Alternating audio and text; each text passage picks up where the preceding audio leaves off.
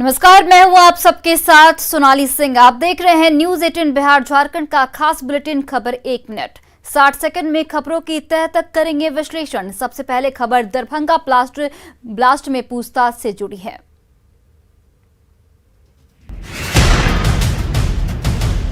Darbhanga parcel blast मामले में पूछताछ के लिए एनआईए की टीम आज बेऊर जेल पहुंची।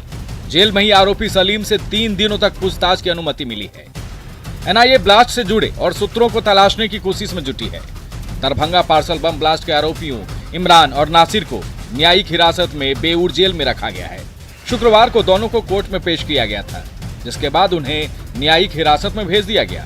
23 जुलाई तक दोनों जेल में ही रहेंगे। एनआईए के जो अधिकारी हैं उनकी गाड़ी यहाँ पे लगी है और एनआईए का अधिकारी जो है वो हाजी सलीम से जो है वो पूछताछ कर रहे हैं। ये पूछताछ जो है वो न्यायालय के आदेश पे अगले 3 दिनों तक जो है वो चलती रहेगी। दरअसल 17 जून को बिहार के दरभंगा स्टेशन में कपड़े के पार्सल में विस्फोट हुआ था। विस्फोट में केमिकल बम के इस्तेमाल का खुलासा हुआ था। बाद में इसकी जांच को एनआईए को सौंप दी गई थी। नासिर और इमरान की गिरफ्तारी हैदराबाद से की गई थी।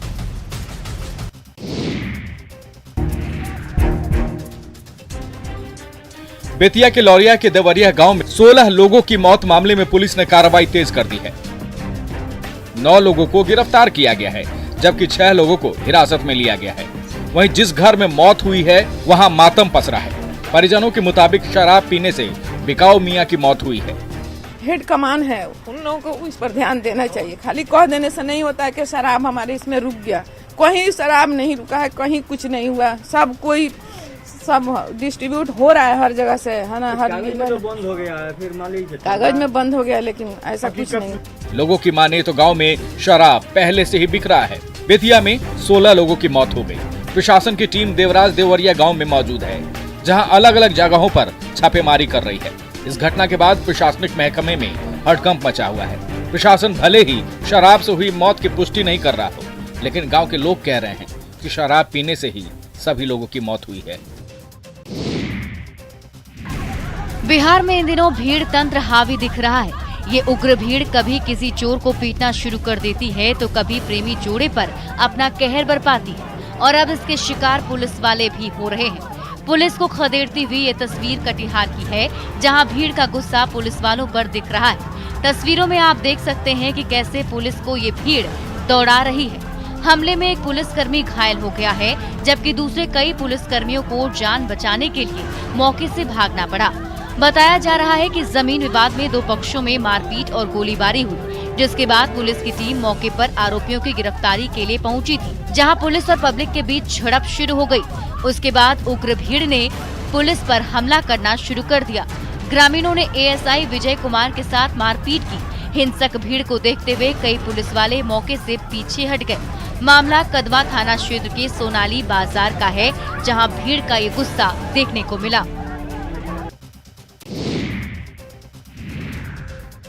जश्न का माहौल है, लोग शादी की तैयारियों में जुटे हैं। अब जरा इस तस्वीर को देखिए। मंच पर वरमाला के लिए दूल्हा तैयार है। दुल्हन दोनों हाथों में वरमाला लिए रस्म के लिए खड़ी है। जैसा शादियों में होता है सब कुछ वैसा ही हो रहा है। लेकिन अचानक मंच के पास खड़ा एक शख्स हाथ में पिस्टल लहराता नजर आता है। बार बार पिस्टल आसमान की तरफ दिखा रहा है। तभी अचानक फायरिंग होती है और अगले ही पल दुल्हन जमीन पर ढेर हो जाती है। कोई कुछ समझ नहीं पाता कि हुआ क्या। उससे पहले जश्न की जगह अफरा तफरी का माहौल कायम हो जाता है। फौरन दुल्हन को लोगों ने एक निजी क्लिनिक पे भर्ती करवाया।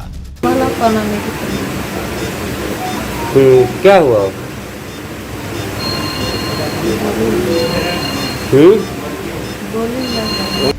लड़की की हालत खतरे से बाहर है, लेकिन सवाल है कि रोक के बावजूद हर्ष फायरिंग कैसे जारी है। हर जगह पुलिस मुस्तैद नहीं होती, लेकिन आयोजन करने वाले तो मना कर सकते हैं। शादी और हंगामे की खबर पटना के मसौढ़ी से भी है।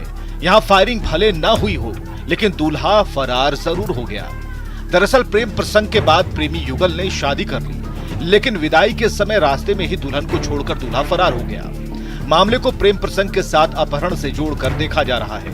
मामले को लेकर रेड बिघा गांव में देर तक हाई वोल्टेज ड्रामा भी चलता रहा।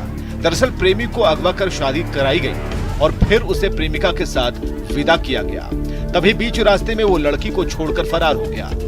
लड़का के बाप के नाम है देवान प्रसाद है। तो सबसे बात करते हैं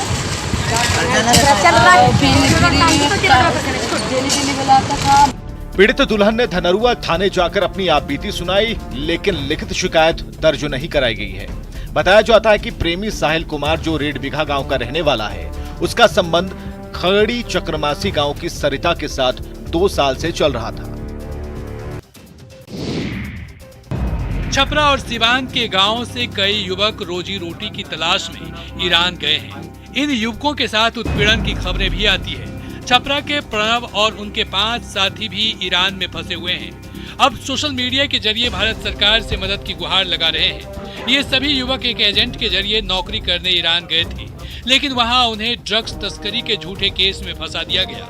हालांकि 4 महीने बाद जब कोर्ट ने उन्हें बरी कर दिया, तब उन्हें कोई कागजात नहीं दिया गया। उनके कागजात अब भी एजेंटों के पास है। एजेंट यहाँ से भेजा था उन लोगों को, वो धमका रहा है वहाँ पे, तुम लोग को ये करवा देंगे, वो करवा देंगे, मरवा देंगे, बहुत सारा बात कह रहा है, घर नहीं जाने देंगे। छपरा के प्रणव के अलावा 2 युवक महाराष्ट्र और एक युवक उत्तराखंड और तमिलनाडु के हैं। इन युवकों को मर्चेंट नेवी में नौकरी का झांसा दिया गया था। एजेंटों ने 5-5 लाख रुपए लेकर इन्हें दुबई भेजा और उसके बाद ईरान जाने वाली शिप पर चढ़ा दिया।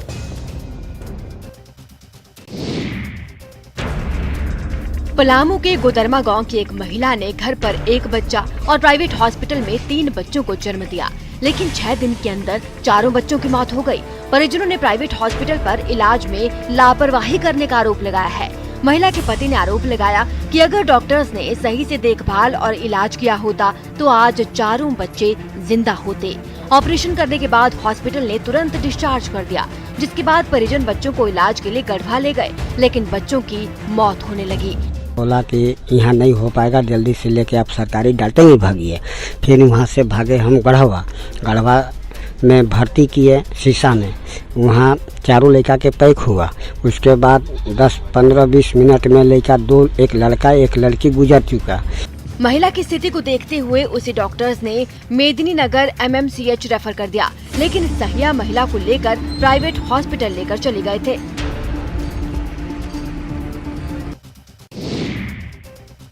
कहते हैं ना, जब कोई सहारा नहीं मिलता तो लोगों को खुद की मदद खुद ही करनी होती है।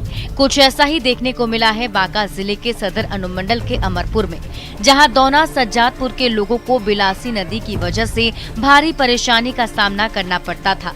बरसात के दिनों में नदी पार करना लोगों के लिए मुश्किल हो जाता था।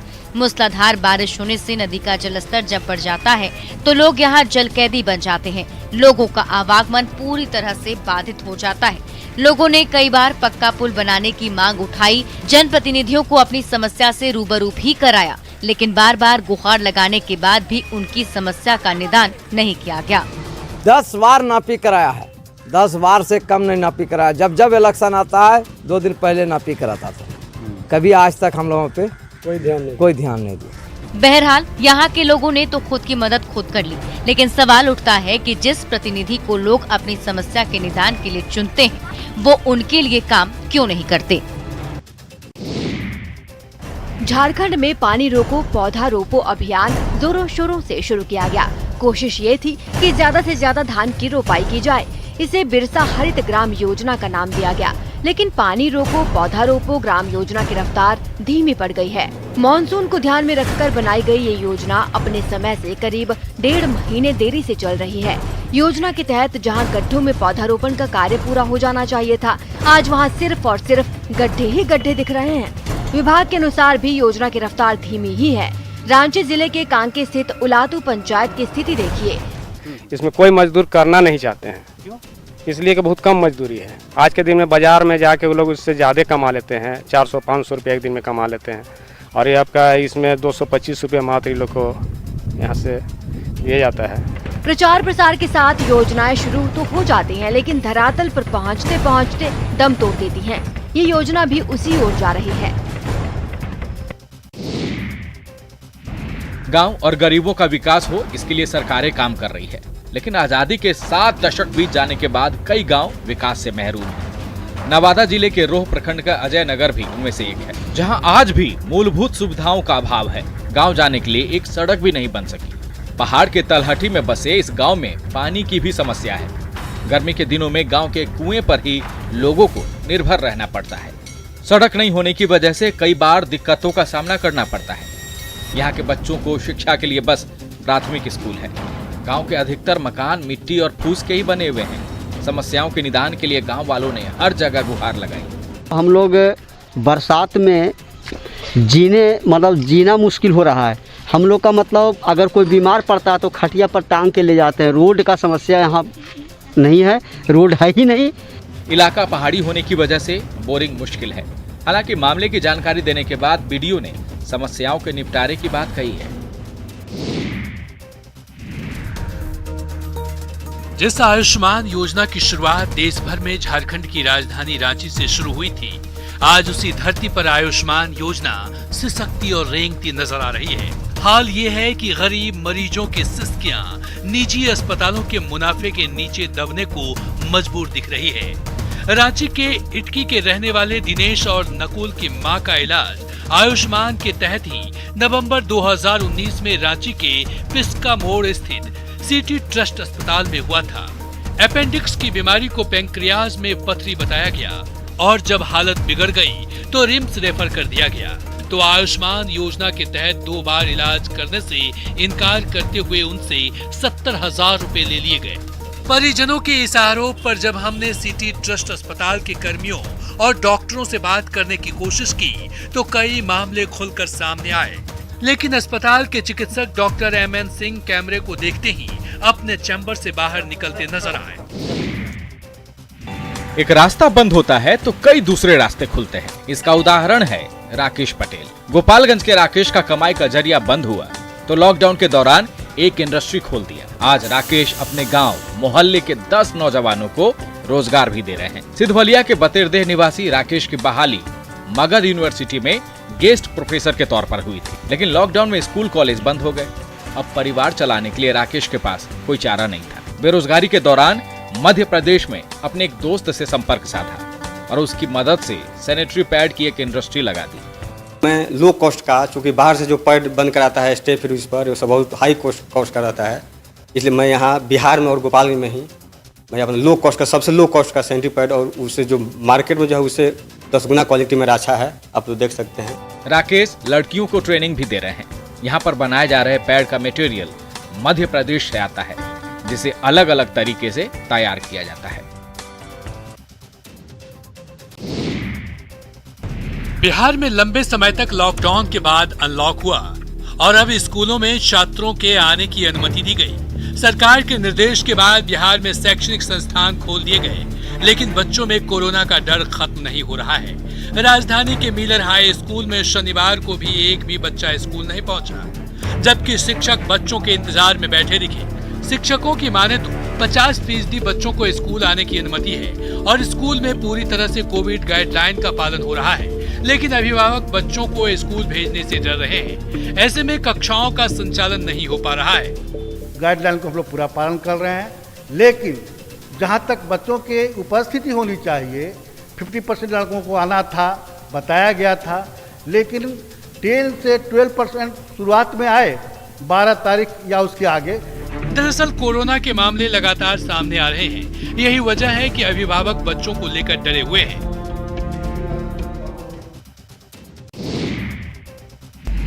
बकरीद पर कुर्बानी देने के लिए हर बार बकरे की बोली लगाई जाती है और करोड़ों का कारोबार होता है। इस बार भी राजधानी पटना में बकरे का बाजार सज चुका है, जहां राजस्थान, उत्तर प्रदेश, मध्य प्रदेश, पश्चिम बंगाल समेत राज्य के कई जिलों से व्यापारी बड़ी संख्या में पहुंचे हैं। इस बार भी बाजार में जहां सलमान खान, शाहरुख खान और सोहेल खान ऊंचे दामों में बिक रहे हैं, वहीं सबसे ज्यादा कीमत करण अर्जुन की है। कीमत रखें सर, इसका सर हम रखे 75,000। क्या नस्ल बताए सर? ये आपका पड़ेगा राजस्थानी खस्सी है। ये तोतापरी में राजस्थानी अलग है? जी सर, वो अलग, वो नस्ल अलग होता है, ये नस्ल अलग होता है सर। वहीं बकरी बाजार में तोतापरी और अजमेरी नस्ल के बकरे का भी खूब डिमांड है और इस बार कोरोना काल में ग्राहक भी जमकर मोल जोल कर रहे हैं और व्यापारी भी ग्राहकों को 10,000 तक की छूट दे रहे हैं। हालांकि कोरोना काल में ग्राहकों में थोड़ी कमी जरूर देखी जा रही है, लेकिन व्यापारी बड़ी संख्या में बकरे लेकर व्यापार करने के लिए पहुंच रहे हैं।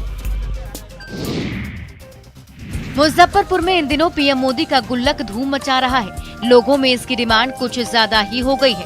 ये सब कुछ किया है उद्यमी जयप्रकाश पंडित ने, जिनके पास लोग मोदी गुल्लक खरीदने के लिए पहुंच रहे हैं। दरअसल कारोबारी जयप्रकाश पंडित प्रधानमंत्री नरेंद्र मोदी के व्यक्तित्व से इतने प्रभावित हुए कि अपने कारोबार के लिए मोदी को ही ब्रांड बना लिया। जयप्रकाश एक मिट्टी कलाकार हैं जो मिट्टी और प्लास्टर ऑफ पेरिस से मिट्टी के खिलौने और बर्तन बनाते हैं। जब हम सभी कोरोना काल में लॉकडाउन में घर में कैद थे, तभी प्रकाश को गुल्लक बनाने का आइडिया आया और फिर वो जुट गए उसे आकार देने में। तो वो बोल रहे थे कि लोकल फॉर वोकल, तो हम लोग भी तो लोकल है, तो हमारा अदर कंट्री हमारे यहाँ सामान बेचती, तो हम क्यों न अपना यहाँ बना के दूसरा कंट्री में बेचते। इस खबर को देखने के बाद हम कह सकते हैं कि एक आइडिया जो बदल दे आपकी दुनिया। इस कारोबार से जहां एक तरफ जयप्रकाश को मुनाफा हो रहा है, तो वहीं दूसरी ओर पीएम मोदी का नारा लोकल फॉर वोकल को भी बढ़ावा मिल रहा है। जहां कुछ लोग बेटी की तुलना में बेटे को तरजीह देते हैं, वहीं कुछ लोग ऐसे भी हैं जो अपनी बेटी की याद में कुछ ऐसा कर देते हैं जो दूसरों के लिए मिसाल बन जाता है। सहरसा जिला के साहोल गांव निवासी गोपाल झा ने कुछ ऐसा ही किया। बताया जाता है कि गोपाल झा की छोटी बेटी प्रियंका की साल 2011 में किसी बीमारी से मौत हो गई थी। इस दुख से उबरने के लिए उन्होंने हर महीने कांवड़ यात्रा शुरू की। तभी उन्हें लगा कि उनकी बेटी की याद में कुछ करना चाहिए। फिर उन्होंने प्रियंका के नाम से एक धर्मशाला बनवाया। पुत्री ही थी तो क्या इसके लिए इतना चिंता की क्या जरूरत है। उसी समय मैंने ठान लिया कि मेरी पुत्री के प्रति जब लोगों को इतना घृणा है तो मैं पुत्री का नाम सर्वोच्च भारत में जो है सो नाम करूंगा। कांवरियों के लिए बनकर तैयार ये धर्मशाला, जहां एक पिता पुत्री के अनूठे प्रेम की कहानी को दर्शा रहा है, तो वहीं दूसरी तरफ समाज के लोगों को संदेश भी दे रहा है कि बेटा बेटी एक समान होते हैं, उनमें अंतर ना करें। खेल और खिलाड़ियों को बढ़ावा मिले, इसको लेकर सरकार कई योजनाएं चला रही है। बोकारो के तीरंदाज दीपक भी उन्हीं में से एक हैं। नेशनल और स्टेट स्तर पर कई स्वर्ण और सिल्वर मेडल दीपक सवैया जीत चुके हैं। दीपक सवैया तीरंदाजी के क्षेत्र में कई मुकाम हासिल कर चुके हैं, लेकिन अब मजदूरी करनी पड़ रही है। दीपक बताते हैं कि वर्तमान सरकार की ओर से कोई मदद नहीं मिली। पहले की रघुवर सरकार द्वारा किट जरूर उपलब्ध कराया गया था, लेकिन वो भी काफी निम्न स्तर का था, क्योंकि तीरंदाजी में अगर किट सही नहीं हो तो निशाना साधना मुश्किल होता है। मेरी कोच आई थी अंजला मैम, वो भी आई थी, वो अभी हमसे मिली। वो मेरे को कॉल की कहाँ है, तो हम बोले कि मैम यहाँ हम काम कर रहे हैं। तो अभी यहीं पर मेरे से मिलने आई और बोली कि हम तुम्हारा जो भी तुम्हारा असुविधा है सब हम सुविधा तुमको देंगे। दीपक को बोकारो फाउंडेशन ट्रस्ट ने गोद लिया था। खेल समेत पढ़ाई की व्यवस्था ट्रस्ट द्वारा करने का वादा किया गया था, लेकिन सिर्फ 1 ही महीने तक ऐसा हुआ। झारखंड के क्रिकेट प्रेमियों के लिए अच्छी खबर है। राजधानी रांची के अंतर्राष्ट्रीय क्रिकेट स्टेडियम JSCA में झारखंड मेंस T20 क्रिकेट प्रतियोगिता का आगाज शनिवार से हो गया। पहला मैच सुबह 9 बजे से खेला जाएगा, दूसरा मैच दोपहर 1 बजे से शुरू होगा। शनिवार को सुबह 9 बजे टूर्नामेंट का औपचारिक शुभारंभ हुआ। JSCA में खेले जा रहे इस टूर्नामेंट में सरकारी गाइडलाइंस का पूरी तरह से पालन किया जा रहा है। इस टूर्नामेंट के जरिए झारखंड में कोरोना के बाद क्रिकेट की वापसी भी हो रही है। वहीं झारखंड देश का पहला स्टेट होगा जो क्रिकेट के इस फॉर्मेट का आयोजन कर रहा है। डिसाइडेड था कि हाँ, प्लेयर की सहमति से, सबके विचार से ये हुआ कि नहीं इसका आयोजन किया जाए, क्योंकि अभी आप देख रहे हैं मानसून सीजन है, इसमें एक रिस्क भी होता है कि बारिश हो जाएगी। लेकिन प्लेयर्स के लिए क्या जरूरी है कि प्लेयर्स को बहुत जरूरी था कि उनको एक माहौल मिले जहां से वो फिर से अपने लय में आ सके। इस तरह के आयोजनों से नए खिलाड़ियों को मौका मिलेगा। जाहिर है बेहतर प्रदर्शन करने पर चयनकर्ताओं की नजर में भी वो आएंगे। बिहार झारखंड में सावन आने में लगभग 10 दिन की देरी है, लेकिन बांग्ला सावन की शुरुआत हो चुकी है, जिसको लेकर देवघर में भी पूजा पाठ शुरू है। ऐसे में पूजा करने वालों की संख्या भी बाबा मंदिर में दर्शन के लिए उमड़ रही है। हालांकि कोरोना की वजह से आमजन का मंदिर में प्रवेश बंद है। इसके बाद भी बाहरी गेट पर ही लोग पूजा पाठ कर रहे हैं।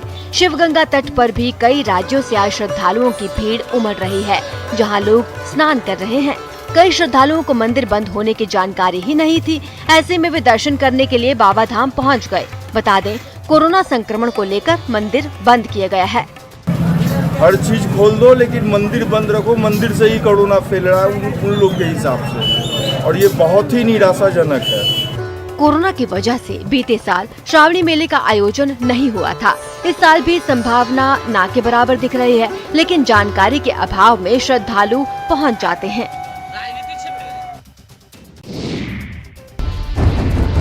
दानापुर के बेहटा आईआईटी के छात्रों ने कोरोना काल में भी एक बार फिर से धमाल मचाया है। पटना आईआईटी के छात्रों ने जो कर दिखाया, उससे इनके जज्बे को सलाम किया जा रहा है। आईआईटी पटना के छात्रों ने कैंपस सिलेक्शन के मामले में अब तक के सारे रिकॉर्ड तोड़ दिए। कोरोना महामारी के बीच भी बीटेक अंतिम वर्ष के छात्रों ने पैकेज का नया रिकॉर्ड बनाया है। साथ ही कैंपस चयन की प्रतिशत में भी उल्लेखनीय बढ़ोतरी की। छात्रों ने देश ही नहीं बल्कि विदेशी कंपनियों को भी कैंपस सिलेक्शन के लिए मजबूर कर दिया।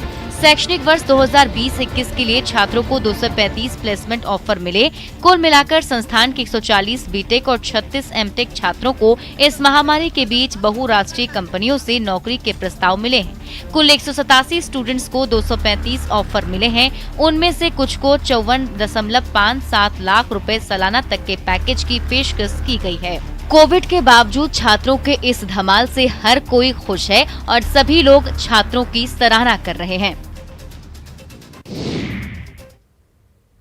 कोरोना से लड़ाई में मास्क सबसे बड़ा हथियार है। मास्क रूपी कवच से ही कोरोना वायरस को फैलने से रोका जा सकता है। इसलिए आप सभी दर्शकों से अपील है कि मास्क जरूर पहनिए, खुद भी सुरक्षित रहिए और दूसरों को भी सुरक्षित रखिए। और फिलहाल इस बुलेटिन में इतना ही। आप देखते रहिए न्यूज़ 18 बिहार झारखंड।